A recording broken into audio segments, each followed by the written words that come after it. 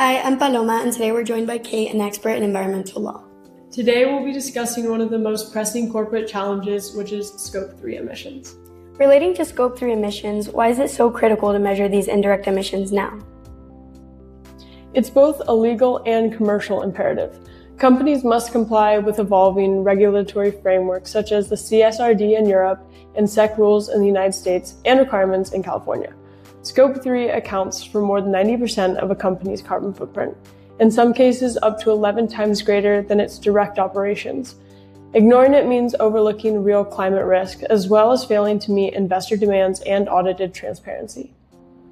So at IOP Abogados, we typically begin by recommending the implementation of a supplier code of conduct designed, while minimizing commercial friction, to require suppliers to provide the necessary data for Scope 3 emissions. In addition, we prepare a structured questionnaire that all the suppliers are required to complete, again ensuring the process is as commercially seamless as possible. The process sounds overwhelming. So where should a company begin when calculating this impact? The starting point is to become familiar with the Greenhouse Gas Protocol. Companies must identify the 15 categories of emissions, which are broadly divided into upstream activities such as purchased goods, business travel, and supplier transportation, as well as downstream activities, such as those that use sold products and investments.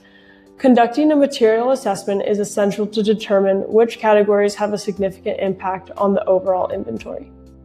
So turning to more technical aspects, what methodologies are available to perform these calculations? The main sources identify 4 primary methodologies ranked by level of specificity. The first is the supplier-specific method. This involves collecting product-level emissions data directly from suppliers, ideally based on environmental product declarations or life cycle assessments.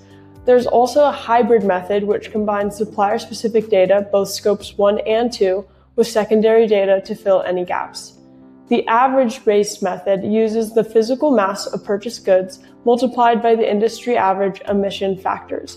And lastly, the spend-based method, which consists of multiplying procurement spend by environmentally extended input-output emission factors. So what happens if a company has thousands of suppliers or data points and can't engage with all of them? In such cases, statistical sampling techniques can be applied to extrapolate results. These may include simple random sampling, systematic sampling, or stratified sampling. The latter groupings have similar characteristics such as location or building type to enhance accuracy. Where data gaps persist, proxy data from comparable activities or national averages may be used. So how important is that distinction between primary and secondary data sources? Primary data is derived from specific chain activities such as invoices or meter readings and offer a higher level of accuracy. Secondary data includes industry averages and government statistics. While secondary data is easier to obtain, primary data enables companies to demonstrate tangible progress in emissions reduction over time. The objective should be to progressively replace lower quality data with supplier-specific data to improve the accuracy of the emissions inventory. And finally, how does this technology support this legal and technical process? Specialized software solutions automate data collection and provide real-time visibility into emissions hotspots. Tools such as CalSet, Persephone, and IBM InVisi enable the generation of audit-ready reports aligned with international standards. This specifically reduces the operational burden while ensuring transparency for stakeholders.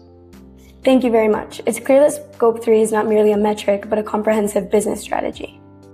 Exactly. The goal is to move from measurement to active management in order to mitigate risks and capture competitive opportunities in a decarbonized economy.